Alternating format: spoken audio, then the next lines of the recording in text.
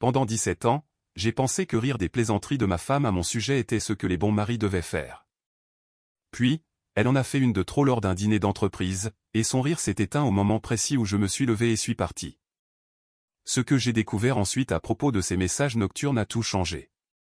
Mon nom est Damien Morel. J'ai 47 ans et, depuis les 15 dernières années, je vends de l'équipement industriel à des usines de fabrication dans 3 régions de France. Ce n'est pas un travail prestigieux, mais cela paie les factures et permet de nourrir ma famille. Du moins, cela suffisait autrefois. La nuit où tout a changé a commencé comme n'importe quelle autre réception d'entreprise. Béatrice, ma femme depuis 18 ans, avait insisté pour que nous assistions au dîner de la réunion commerciale trimestrielle. Elle appréciait toujours ces événements plus que moi, elle disait qu'il était important pour ma carrière de réseauter et de fréquenter les bonnes personnes. Ce qu'elle voulait réellement dire, c'est que cela lui offrait un nouveau public. La salle de banquet bourdonnait de conversations et du cliquetis des verres de vin. Je venais de finir d'expliquer à Monsieur Joinville, de la comptabilité, les nouveaux contrats de presse hydraulique quand la voix de Béatrice a traversé le bruit ambiant comme une lame. « Oh, vous voulez entendre quelque chose de hilarant ?» a annoncé Béatrice à la table de 8 personnes, ses yeux brillants de cette lueur familière que j'avais appris à redouter. Damien, ici présent, a essayé d'impressionner un client la semaine dernière en faisant la démonstration d'une de ses machines.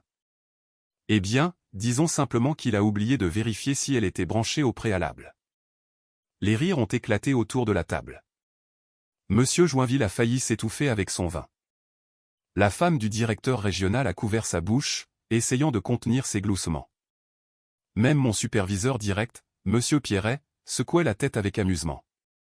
Le client est resté planté là à regarder Damien appuyer sur des boutons pendant 5 minutes, a continué Béatrice, prenant de l'élan comme une comédienne travaillant son public. Finalement, un stagiaire d'une vingtaine d'années s'est approché et a désigné la prise de courant. Le visage de Damien est devenu plus rouge qu'un camion de pompiers. D'autres rires ont suivi, plus fort cette fois. J'ai senti une chaleur familière monter à mes joues. Cette sensation brûlante d'embarras mélangée à quelque chose de plus profond, quelque chose qui s'accumulait depuis des mois, peut-être des années. Le meilleur de l'histoire, a poursuivi Béatrice, s'amusant visiblement, c'est que Damien se qualifie de spécialiste de l'équipement. 17 ans dans le métier, et il ne se souvient pas de brancher les appareils. Ce dernier commentaire m'a touché différemment. Non pas parce qu'il était plus cruel que les autres, mais à cause de la désinvolture avec laquelle elle l'avait prononcé. Comme si je n'étais pas assis juste là, comme si j'étais simplement un personnage dans son histoire, pas son mari, pas le père de son enfant. J'ai regardé autour de la table. Tout le monde ricanait encore, me lançant des regards furtifs, attendant ma réponse habituelle d'autodérision, celle où je rirais avec eux et ajouterais peut-être mon propre détail embarrassant pour amuser la galerie. C'est ce que j'avais toujours fait auparavant, mais pas ce soir-là. J'ai posé ma fourchette. Le métal a produit un léger cliquetis contre l'assiette en porcelaine, à peine audible malgré les rires qui s'éteignaient.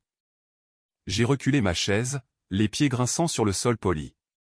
Le bruit a semblé plus fort qu'il n'aurait dû l'être. Son rire est mort à la seconde où je me suis levé. La table est devenue silencieuse. 8 paires d'yeux m'ont suivi alors que je réajustais ma veste et sortais mon téléphone de ma poche. Pas de discours dramatique, pas d'éclat de colère, pas de scène. J'ai simplement regardé Béatrice, j'ai vu la confusion passer sur son visage, et j'ai marché vers la sortie. Damien, m'a-t-elle appelé, sa voix ayant perdu son assurance habituelle. Où vas-tu? Je n'ai pas répondu. Je ne me suis pas retourné. J'ai continué à marcher devant les autres tables, devant les serveurs portant des plateaux de dessert, devant le bar où Monsieur Pierret offrirait probablement une tournée à tout le monde pour combler le silence gênant que j'avais laissé derrière moi. L'air frais de la soirée a frappé mon visage alors que je sortais sur le parking. Pour la première fois depuis des heures, je pouvais respirer correctement. Je suis resté assis dans ma voiture devant la salle de banquet pendant 20 minutes, moteur éteint, regardant d'autres couples se diriger vers l'entrée. Des couples heureux. Des couples qui n'utilisaient probablement pas l'autre comme munition pour des rires faciles.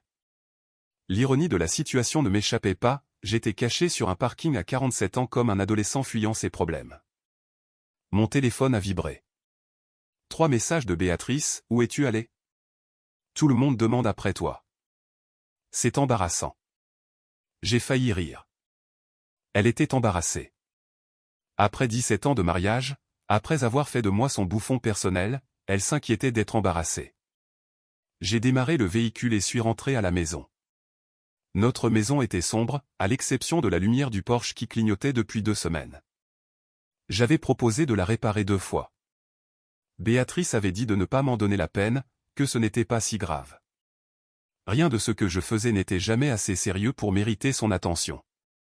À l'intérieur, je me suis versé un fond de vieux cognac et je me suis assis à la table de la cuisine, fixant les photos de famille qui bordaient le couloir. Nous y étions lors de la remise des diplômes de Lucien au printemps dernier. Béatrice rayonnait, je me tenais légèrement à l'écart comme si j'étais un intrus sur mes propres photos de famille. C'est là que j'ai compris. Ce n'était pas nouveau. L'humiliation publique, le dédain occasionnel, la façon dont elle parlait de moi comme si je n'étais pas dans la pièce. Cela s'était construit pendant des années, si progressivement que je ne l'avais pas remarqué. Ou peut-être avais-je choisi de ne pas le remarquer. Je me suis souvenu de la fête pour le 16e anniversaire de Lucien. Béatrice avait raconté à tout le monde comment j'avais essayé d'assembler sa chaise de bureau et m'étais retrouvé avec des vis en trop et un siège instable. De grands rires partout. Je m'étais joint à eux, ajoutant mes propres commentaires d'autodérision. N'importe quoi pour maintenir la paix. Ou la fois au pique-nique de mon entreprise où elle avait régalé mes collègues avec l'histoire de mon intoxication alimentaire lors de notre voyage à Marrakech. Chaque détail embarrassant livré avec un sens comique parfait pendant que je restais là, le visage rouge, attendant que cela se termine. Le cognac m'a brûlé la gorge en descendant, mais ce n'était rien comparé à la prise de conscience brûlante que j'avais été complice de ma propre destruction. Chaque fois que j'avais ri avec elle, je lui avais donné la permission. Chaque fois que j'étais resté silencieux, je l'avais encouragé. Mon téléphone a vibré à nouveau. Béatrice appelait. J'ai laissé l'appel aller vers la messagerie vocale. Puis j'ai fait quelque chose que je n'avais pas fait depuis des années. J'ai ouvert mon ordinateur portable et j'ai commencé à écrire. Pas des courriers électroniques professionnels ou des rapports de projet. J'ai commencé à noter chaque incident dont je pouvais me souvenir. Chaque plaisanterie à mes dépens, chaque humiliation publique, chaque fois qu'elle m'avait fait me sentir petit. La liste était plus longue que ce à quoi je m'attendais. Au moment où j'ai entendu sa voiture dans l'allée, j'avais 3 pages et une compréhension limpide de ce qu'était devenu mon mariage. Elle n'était pas ma partenaire. Elle était mon persécuteur. Et j'avais été son complice volontaire pendant bien trop longtemps. La porte d'entrée a claqué. Les talons de Béatrice ont cliqueté sur le parquet alors qu'elle se dirigeait vers la cuisine. Damien, c'était quoi ce cirque? J'ai fermé l'ordinateur et je l'ai regardé. Je l'ai vraiment regardé. Elle se tenait dans l'embrasure de la porte, son sac à main dans une main, ses clés de voiture dans l'autre, attendant une explication qu'elle se sentait en droit de recevoir. Pour la première fois depuis des années, je ne me suis pas précipité pour lui en donner une. Je t'ai posé une question, Damien, a dit Béatrice, sa voix tranchante d'irritation. C'était quoi cette mise en scène? Je l'ai regardé debout, encore dans sa robe de cocktail, jouant toujours le rôle de l'épouse offensée. 3 mois plus tôt, j'aurais pu m'excuser. 6 mois plus tôt, je l'aurais certainement fait. Mise en scène, ai-je répété. C'est un choix de mots intéressants venant de toi. Elle a remué, mal à l'aise. Ne sois pas dramatique. Tu es parti d'un dîner d'affaires comme une sorte d'enfant. Je suis parti parce que j'en ai eu assez d'être ta première partie, ai-je dit. Depuis combien de temps m'utilises-tu comme sujet de plaisanterie, Béatrice? Parce que je viens de passer la dernière heure à faire une liste, et cela remonte à des années. Son visage a rougi. C'est ridicule. Je partageais simplement une histoire drôle sur tes échecs professionnels à mes collègues, des gens que je dois affronter chaque lundi matin. Je me suis levé, notant qu'elle a fait un petit pas en arrière. Dis-moi, qu'est-ce qu'il y avait de drôle exactement à me voir lutter avec cette démonstration d'équipement? Ce n'était pas. Je ne le pensais pas comme ça. Comment le pensais-tu, alors? Pour la première fois depuis longtemps, Béatrice n'a pas eu de réponse rapide. Elle a ouvert la bouche, l'a refermée, puis a réessayé. J'essayais juste de faire la conversation. Non, ai-je dit, me dirigeant vers la fenêtre de la cuisine. Tu essayais de paraître spirituel à mes dépens. Il y a une différence. Elle m'a suivi, ses talons claquant sur les carreaux. Depuis quand analyses-tu tout ce que je dis? Nous avions l'habitude de rire ensemble de ces choses. Nous avions l'habitude de rire ensemble de beaucoup de choses, ai-je répondu, avant que tu ne décides que j'étais plus utile en tant que chute de tes blagues qu'en tant que partenaire. Le silence s'est étiré entre nous. Dehors, je pouvais voir la maison des voisins, leurs fenêtres brillant d'une lueur chaude et jaune. Une famille normale, ayant probablement des conversations normales qui n'impliquaient pas de disséquer l'autre pour se divertir. Damien, tu surréagis, a-t-elle fini par dire, mais sa voix manquait de conviction. Ah bon? J'ai sorti mon téléphone et ouvert mon application bancaire. Parce que j'ai réfléchi à d'autres façons dont tu m'as sapé. Tu te souviens de cet investissement en actions technologiques que je voulais faire l'année dernière? Celui que tu as appelé ma phase de jeu de la crise de la quarantaine? Son expression a changé. Elle savait où j'en venais. Cette action a augmenté de 40%, Béatrice. 40%. Mais tu m'as convaincu que c'était trop risqué, que je ne comprenais pas le marché. J'ai tourné le téléphone vers elle. Il s'avère que je le comprenais mieux que tu ne le pensais. Elle a fixé l'écran, la bouche légèrement entr'ouverte. Alors, voici ce qui va se passer, ai-je continué. Je vais commencer à prendre mes propres décisions financières, et je vais cesser d'être l'élément comique lors des fonctions sociales. Penses-tu pouvoir gérer cela? Elle n'a pas répondu immédiatement. Quand elle l'a fait, sa voix était plus petite, moins assurée. Je n'ai jamais voulu te blesser. Mais tu m'as blessé, ai-je dit. La question est de savoir si tu t'en soucies assez pour arrêter. Le lendemain matin, je me suis réveillé sur le canapé. Non pas parce que nous avions eu une dispute dramatique s'étant terminée par des portes claquées, mais parce que j'avais choisi d'y dormir. Cela ressemblait à une déclaration, bien que je ne sois pas entièrement sûr de ce que j'essayais de dire. Béatrice était déjà debout, préparant du café avec plus de bruit que nécessaire. La routine du petit déjeuner passive-agressive que je connaissais bien. Bonjour, ai-je dit, en étirant les raideurs de mon cou. Elle n'a pas répondu immédiatement, s'est contentée de verser son café et d'ajouter de la crème avec une précision exagérée. Lucien a appelé hier soir, a-t-elle fini par dire, après que tu te sois endormi. Il voulait savoir si tout allait bien. Notre fils, parti à l'université, prenant des nouvelles de ses parents. Le gamin avait toujours été perspicace. Qu'est-ce que tu lui as dit? Ai-je demandé. Que son père traversait une phase. Elle s'est tournée vers moi, sa tasse de café tenue comme un bouclier. Est-ce que c'est cela, Damien? Une sorte de crise de la quarantaine? J'ai failli rire. C'était reparti, le dédain habituel. Tout comportement qu'elle ne comprenait pas était étiqueté comme une crise ou une phase. Non, Béatrice, c'est moi qui prête enfin attention à ce qui se passe dans notre mariage. Elle a posé sa tasse plus fort que nécessaire. Et qu'est-ce qui se passe exactement? Tu m'as traité comme un employé que tu n'apprécies pas particulièrement, ai-je dit. Quelqu'un dont les erreurs font de bons potins de bureau. Ce n'est pas vrai. Vraiment? J'ai sorti mon ordinateur portable et ouvert le document que j'avais commencé hier soir. 15 mars, pique-nique de l'entreprise. Tu as raconté à tout le monde mon incident d'intoxication alimentaire. Chaque détail, y compris la partie où je pleurais dans la salle de bain de l'hôtel. Son visage est devenu pâle. 22 mai, fête de remise des diplômes de Lucien. L'histoire de mon erreur d'assemblage de sa chaise de bureau. Tu as eu 3 rappels sur celle-là. Damien, arrête. 4 juillet, le barbecue du quartier. Tu as dit à tout le monde que j'avais peur du chien du voisin parce qu'il m'avait mordu la cheville une fois. C'était juste des histoires drôles, a-t-elle dit faiblement. Pour qui? Parce qu'elles n'étaient pas drôles pour moi. J'ai fermé l'ordinateur. Elles étaient humiliantes. Et tu le savais.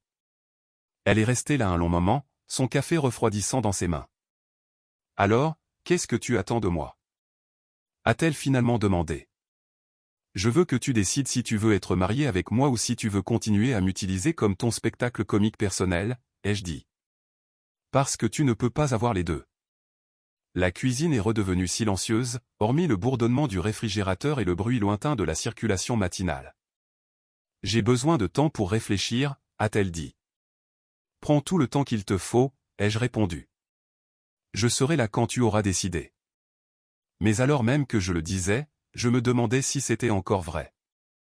3 jours plus tard, j'examinais les rapports de vente trimestriels quand mon téléphone a sonné. Le numéro semblait familier, mais je ne parvenais pas à l'identifier jusqu'à ce que j'entende la voix. Damien, c'est Rachel Roche. J'espère que je ne t'appelle pas au mauvais moment. Rachel, ma petite amie de l'université, la femme que j'avais fréquentée pendant 2 ans avant que nous ne soyons tous les deux diplômés et que nous ne prenions des chemins différents. Je n'avais pas eu de ses nouvelles depuis plus d'une décennie. Rachel, ai-je dit, m'adossant à ma chaise de bureau. C'est inattendu. Comment vas-tu? Je vais bien, a-t-elle répondu, bien qu'il y ait eu quelque chose d'hésitant dans sa voix. Je suis en fait de retour en ville. Je viens de déménager ici pour le travail. Directrice régionale du marketing pour les industries Huret. Les industries Huret étaient l'un de mes plus gros clients. Le monde est petit. C'est génial, ai-je dit. Félicitations pour ce poste. Merci. Écoute, je sais que cela peut paraître étrange, mais je me demandais si tu aimerais prendre un café un de ces jours, pour rattraper le temps perdu. Je sais que cela fait des années, mais... Sa voix s'est éteinte, et je me suis demandé ce qui l'avait poussé à me contacter. Nous nous étions quittés en bons termes à l'université, mais 23 ans, c'était long. J'aimerais beaucoup, me suis-je entendu dire. Il y a un endroit qui s'appelle le Café de la Place au centre-ville. Demain à 14 h? Parfait. Je t'y verrai. Après avoir raccroché, je suis resté à fixer mon téléphone. Quelles étaient les probabilités? Rachel appelant juste au moment où mon mariage implosait. Une partie de moi se sentait coupable d'avoir accepté de la voir, mais une plus grande partie était curieuse. À quoi cela ressemblerait-il de parler à quelqu'un qui se souvenait de l'homme que j'étais autrefois? Ce soir-là, j'ai mentionné la rencontre autour d'un café à Béatrice pendant le dîner. Sa réaction a été immédiate et prévisible. Tu rencontres ton ex-petite amie pour un café? A-t-elle dit, sa fourchette suspendue à mi-chemin de sa bouche. Ne penses-tu pas que c'est inapproprié? C'est un café, Béatrice. Pas une liaison. Tout de même, a-t-elle dit, posant sa fourchette. Étant donné tout ce qui se passe entre nous, le moment choisi semble suspect. Je l'ai regardée à travers la table de notre salle à manger, cette femme à qui j'étais marié depuis 18 ans, et j'ai réalisé que je ne ressentais absolument rien. Pas de culpabilité, pas de besoin de me défendre, pas de désir de la rassurer, juste du vide. Tu as raison, ai-je dit. Le moment choisi est intéressant. Mais d'un autre côté, le tien l'était aussi hier soir. Elle a froncé les sourcils. Qu'est-ce que tu veux dire? Je veux dire que je t'ai vu envoyer des messages à quelqu'un à 23 h. Quelqu'un nommé Kevin. Ce doit être des affaires assez importantes pour en discuter si tard. Son visage est devenu livide. C'était lié au travail. Vraiment? Parce que j'ai vérifié nos relevés téléphoniques, Béatrice. Kevin de ton bureau t'a beaucoup appelé et envoyé beaucoup de messages ces derniers temps. Parfois à des heures très intéressantes. Elle a ouvert la bouche, puis l'a refermée. Pour la première fois depuis que tout ce gâchis avait commencé, elle semblait véritablement déstabilisée. Damien, ce n'est pas ce que tu penses. Je ne sais plus quoi penser, ai-je dit, me levant de table. Mais je prends un café avec Rachel demain à 14 h. Tu peux en penser ce que tu veux. Je l'ai laissée assise là, fixant son dîner à moitié terminé, essayant probablement de comprendre ce que je savais réellement sur Kevin. La vérité était que je n'en savais pas encore beaucoup, mais j'apprenais que parfois, la menace de la connaissance était tout aussi puissante que la connaissance elle-même. Pour la première fois depuis des semaines, j'ai bien dormi cette nuit-là. Le café de la place était animé pour un mardi après-midi, rempli de gens d'affaires organisant des réunions rapides et d'étudiants s'attardant sur des cafés au lait devant leur manuel. J'ai repéré Rachel immédiatement. Elle était assise près de la fenêtre, ressemblant remarquablement à mes souvenirs, seulement avec des cheveux plus courts et des rides de rire autour de ses yeux. Damien, a-t-elle dit, se levant pour me faire une brève accolade. Tu as bonne mine. Le succès te va bien. Je n'étais pas sûr que le succès soit le mot juste pour qualifier la situation dans laquelle je me trouvais, mais j'appréciais le sentiment. Nous avons commandé du café et trouvé une table tranquille dans un coin. Pendant quelques minutes, nous avons échangé les banalités habituelles, son travail, son déménagement, à quel point la ville avait changé, mais finalement, elle en est venue à ce que je soupçonnais être la véritable raison de son appel. J'ai appris pour tes parents, a-t-elle dit doucement. Je suis désolé pour ta perte. Ton père a toujours été gentil avec moi. Mon père était décédé il y a 8 mois.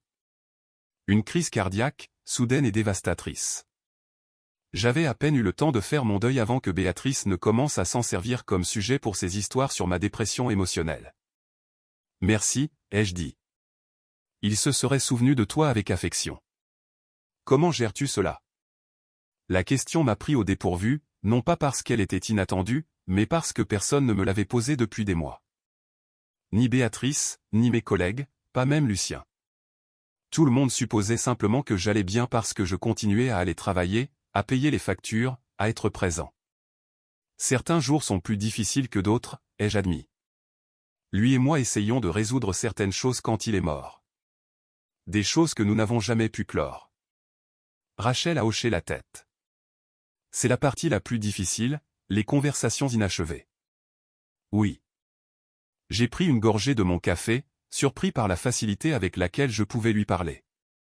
Puis-je te demander quelque chose? Qu'est-ce qui t'a poussé à m'appeler après toutes ces années? Elle est restée silencieuse un moment, remuant pensivement son café au lait. Honnêtement, je suis divorcé depuis 3 ans. Une séparation compliquée.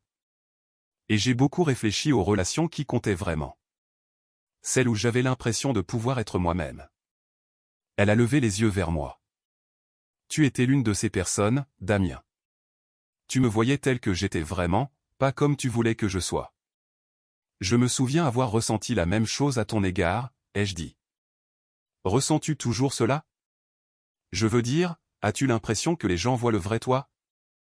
La question est restée suspendue entre nous. C'était une question si simple, mais elle allait droit au cœur de tout ce avec quoi je me débattais. Non, ai-je fini par dire. Je ne pense pas l'avoir ressenti depuis très longtemps. Que s'est-il passé? J'ai réfléchi à la manière de répondre à cela, aux plaisanteries de Béatrice, aux messages nocturnes de Kevin et à la façon dont j'avais lentement disparu à l'arrière-plan de ma propre vie.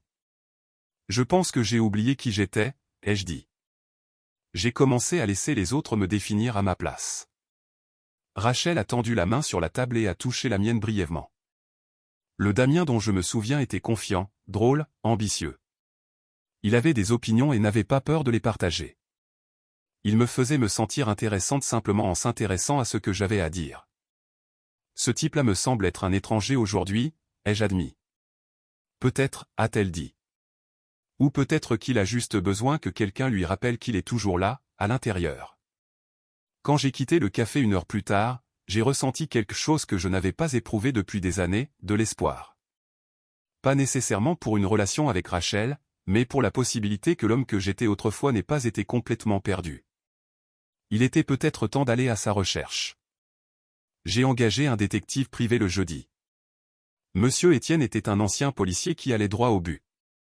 La plupart des gens savent déjà ce que je vais trouver, m'a-t-il dit dans son bureau du centre-ville. Ils ont juste besoin de preuves. Je lui ai donné les informations sur Kevin Lefebvre.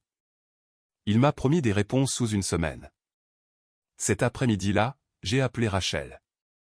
J'espérais avoir de tes nouvelles, a-t-elle dit. Comment te sens-tu après notre café? Comme si je m'étais souvenu de quelque chose que j'avais oublié. Aimerais-tu dîner? Rien de romantique, ai-je ajouté rapidement. J'ai juste besoin de parler à quelqu'un qui se souvient de qui j'étais autrefois. Damien, es-tu séparé de ta femme? Pas officiellement, mais nous ne sommes pas dans une bonne période. Elle a marqué une pause. J'aimerais dîner avec toi, mais je veux que tu comprennes. Je ne cherche pas à être la porte de sortie de qui que ce soit d'un mauvais mariage. J'ai déjà connu cela. Je ne cherche pas une porte de sortie. Je cherche une perspective. D'accord. Mais soyons clairs sur les limites. Je suis heureuse d'être ton amie, quelqu'un à qui tu peux parler, mais jusqu'à ce que tu règles ta situation conjugale, cela ne peut être que cela. J'ai respecté son honnêteté. Nous avons prévu de nous voir le samedi soir. Quand je suis rentré à la maison, Béatrice m'attendait avec du vin et un sourire forcé. Comment était ta journée de travail? a-t-elle demandé, d'un ton trop enjoué. Bien. Et la tienne? Toujours les mêmes bêtises d'entreprise. Kevin te passe le bonjour, d'ailleurs. La façon désinvolte dont elle a mentionné son nom était clairement un test. J'ai gardé une expression neutre. C'est gentil de sa part. Elle a semblé déçue par mon absence de réaction. Damien, je pense que nous devrions parler de ce qui se passe entre nous. Je suis d'accord, mais pas ce soir. Je suis fatigué. Quand, alors? Je l'ai regardée, cette femme avec qui j'avais partagé 18 ans, et je n'ai ressenti que de la tristesse. Pas de colère, pas de sentiment de trahison, juste une profonde et lassante tristesse pour ce que nous avions perdu. Bientôt. Quand je serai prêt. Cette nuit-là, je suis resté allongé dans le lit pendant que Béatrice prétendait dormir à mes côtés. Je pouvais dire qu'elle était éveillée, attendant probablement que j'aborde le sujet de Kevin ou que je commence une dispute qui clarifierait les choses, mais je n'étais pas encore prêt pour cette dispute. Je voulais d'abord savoir exactement à quoi j'avais affaire. Le lendemain matin, Béatrice est partie tôt sans dire au revoir. Elle n'avait jamais fait cela auparavant. Le silence semblait définitif d'une certaine manière. Mon téléphone a vibré. Un message de Rachel, j'ai hâte de dîner demain. Je te préviens, je suis excellente pour donner des conseils non sollicités. Pour la première fois depuis des jours, j'ai souri. Rachel a choisi un petit restaurant italien à la périphérie de la ville. Un établissement familial, confortable, sans prétention et exactement le genre d'endroit que Béatrice aurait rejeté comme n'étant pas assez haut de gamme. C'est parfait, ai-je dit à Rachel alors que nous nous installions dans une banquette d'angle. Cela me rappelle le restaurant de Tony à l'université. Tu t'en souviens? Je m'en souvenais. Notre repère pendant notre 3e année où nous partagions une pizza et discutions pendant des heures de nos rêves et de nos théories sur la vie, à l'époque où j'avais encore des théories sur la vie. Tu sais ce que je me rappelle de toi à l'université? A dit Rachel après que nous ayons commandé. Tu étais toujours en train de planifier quelque chose, une nouvelle idée d'entreprise, une aventure. Tu avais cette énergie comme si tu ne pouvais pas attendre de voir la suite. Ce type-là me semble être un étranger aujourd'hui.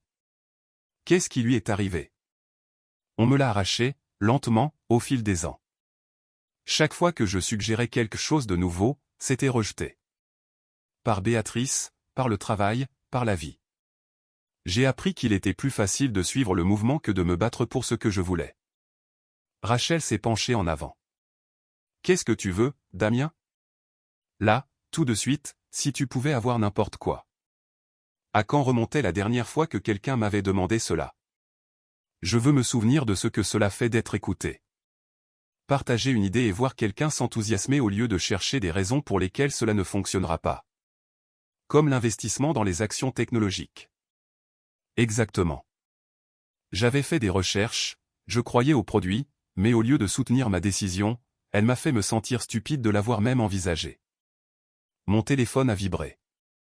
Monsieur Étienne, le détective privé, besoin de vous voir demain. Information importante. Mon estomac s'est noué. Quoi qu'il ait trouvé, c'était significatif. Rachel a remarqué mon expression. Est-ce que tout va bien? Je le saurai peut-être demain. Damien, a-t-elle dit doucement. Puis-je te donner ce conseil non sollicité que je t'avais promis? Je t'en prie. Quoi que tu découvres sur ton mariage, assure-toi de prendre des décisions pour les bonnes raisons. Ne reste pas parce que tu as peur de partir. Ne pars pas parce que tu es en colère.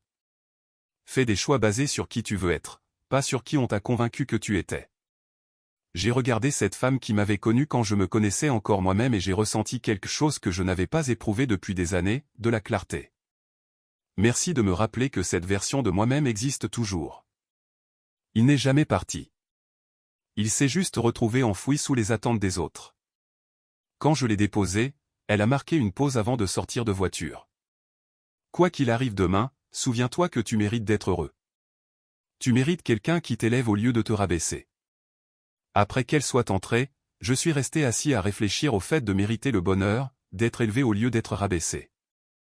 C'était un concept radical après des années passées à être convaincu que j'avais de la chance que quelqu'un me supporte. Demain, j'apprendrai la vérité sur Kevin et Béatrice. Ce soir, j'allais mieux dormir que je ne l'avais fait depuis des mois. Monsieur Étienne a appelé le vendredi matin. Nous devons nous voir. J'ai des informations que vous allez vouloir voir. Son bureau m'a semblé plus petit cette fois-ci, encombré par le poids de ce que j'allais apprendre. Il a fait glisser un dossier de couleur manille sur son bureau. Votre instinct était correct, a-t-il dit. Kevin Lefebvre, 39 ans, divorcé, travaille au marketing dans l'entreprise de Béatrice. Ils ont une liaison depuis 4 mois. J'ai ouvert le dossier.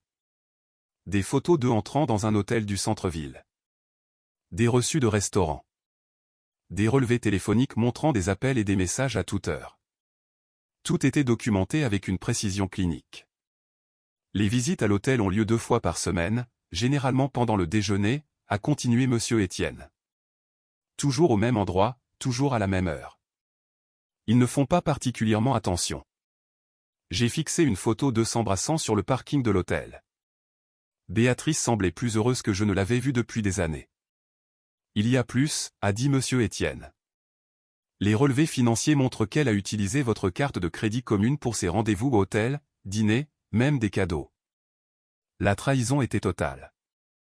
Non seulement émotionnelle, mais aussi financière. Elle avait financé sa liaison avec notre argent tout en me faisant me sentir comme un raté pour avoir voulu faire un simple investissement. Je suis désolé, Damien. Je sais que ce n'est pas facile à entendre. J'ai fermé le dossier. En fait, si, c'est facile. Maintenant, je sais exactement où je me situe. Cet après-midi-là, j'ai appelé Rachel. Comment tiens-tu le coup? A-t-elle demandé. Mieux que prévu. J'ai des preuves maintenant. Plus besoin de se demander. Plus besoin de douter de moi-même. Quelle est ta prochaine étape? L'avocat d'abord, puis j'en parlerai à Lucien. Il mérite de l'apprendre de ma bouche avant que les choses ne deviennent compliquées. Et Béatrice. J'ai regardé par la fenêtre de mon bureau vers le parking où je m'étais assis cette nuit-là après le dîner d'entreprise, me sentant comme un étranger dans ma propre vie. Je l'affronterai ce soir. Mais Rachel, je veux que tu saches quelque chose. Quoi qu'il arrive avec mon mariage, ces conversations avec toi m'ont rappelé qui j'étais autrefois. Cela signifie plus que tu ne peux l'imaginer. Le Damien que j'ai connu est toujours là, a-t-elle dit doucement. Il avait juste besoin de la permission de revenir. Quand je suis rentré à la maison, Béatrice était dans la cuisine en train de préparer le dîner. Elle a levé les yeux avec ce même sourire forcé qu'elle portait toute la semaine. Comment était ta journée? A-t-elle demandé. J'ai posé le dossier sur le comptoir de la cuisine. Enrichissante. Son sourire a vacillé quand elle a vu le dossier de couleur manille. Qu'est-ce que c'est? 4 mois, Béatrice. 4 mois avec Kevin. Des reçus d'hôtel, des photographies, des relevés téléphoniques, le tout payé avec notre compte commun. Le visage de Béatrice est devenu livide. Elle s'est agrippée au comptoir derrière elle. Damien, je peux expliquer. Ce n'est pas nécessaire. Tout est très clair. J'ai ouvert le dossier et étalé plusieurs photos sur le comptoir. Tu as l'air heureuse sur ces photos. Plus heureuse que tu ne l'as été avec moi depuis des années. Elle a fixé les preuves de sa trahison, sa bouche s'ouvrant et se fermant sans qu'aucun son n'en sorte. La chose intéressante, ai-je poursuivi, c'est que je ne suis même pas en colère. Je suis soulagé. Parce que maintenant je comprends pourquoi tu avais besoin de me démolir. La culpabilité pousse les gens à faire des choses cruelles. Ce n'était pas comme ça, a-t-elle chuchoté. Ah non? Tu m'as fait me sentir comme un raté pendant que tu passais du bon temps avec un autre homme. Tu as utilisé mes difficultés, mon chagrin après la mort de mon père, et même mes erreurs de travail comme divertissement pendant que tu trahissais tout ce que nous avions construit ensemble. Des larmes ont commencé à couler sur ses joues. Je n'ai jamais voulu te blesser. Mais tu m'as blessé, systématiquement, pendant des mois. Et maintenant je sais pourquoi. J'ai ramassé les photos et les ai remises dans le dossier. J'ai déjà contacté un avocat.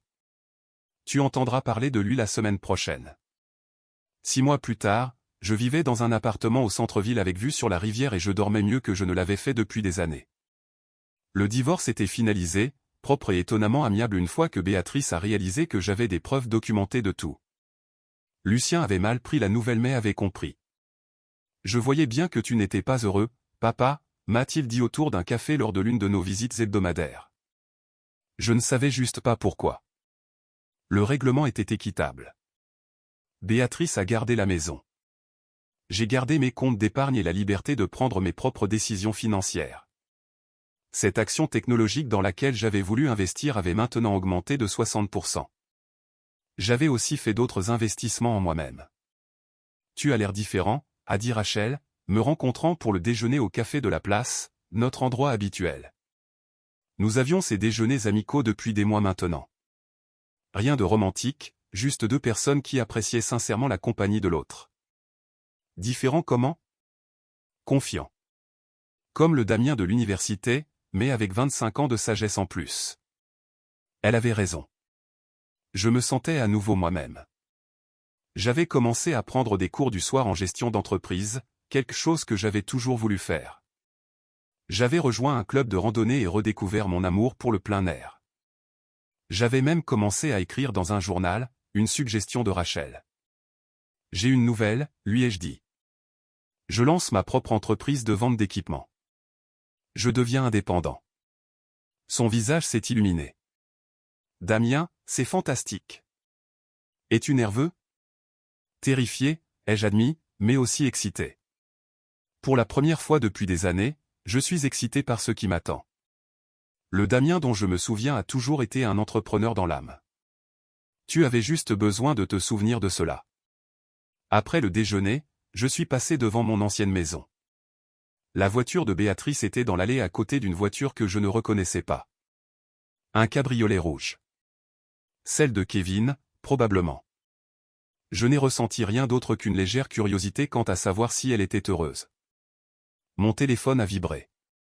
Un message de Lucien, fier de toi, papa. J'ai hâte de voir ton nouveau bureau.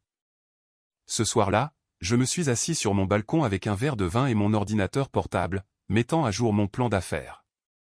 Les lumières de la ville scintillaient en bas, et quelque part au loin, je pouvais entendre de la musique provenant d'un restaurant au bord de la rivière. La vie suivait son cours. Mon téléphone a sonné. C'était Rachel. « J'espère que je ne te dérange pas », a-t-elle dit. Jamais. Qu'y a-t-il? Je réfléchissais juste à quelque chose que tu as dit au déjeuner, à propos d'être excité par la suite. Oui. J'ai réalisé que je ressentais la même chose. Pour la première fois depuis mon divorce, je suis aussi excité par l'avenir. J'ai souri, regardant l'eau. C'est peut-être ce qui arrive quand on arrête enfin de laisser les autres écrire son histoire. Peut-être, a-t-elle convenu. Damien? Oui. Aimerais-tu dîner demain soir? Pas comme des amis qui se retrouvent, mais comme quelque chose de plus. J'ai pensé à l'homme que j'étais 6 mois auparavant. Celui qui avait peur de prendre ses propres décisions d'investissement. Celui qui avait peur de se défendre. Celui qui avait peur d'imaginer un avenir différent du passé. J'aimerais beaucoup, ai-je dit. Vraiment beaucoup. Après avoir raccroché, je suis resté assis dans le calme de ma nouvelle vie, écoutant les sons de la ville en bas. Demain, je rencontrerai mon premier client potentiel en tant qu'homme d'affaires indépendant. Demain soir, je dînerai avec une femme qui me voyait telle que j'étais vraiment. Pour la première fois depuis des années, j'avais hâte de voir ce qui allait se passer ensuite.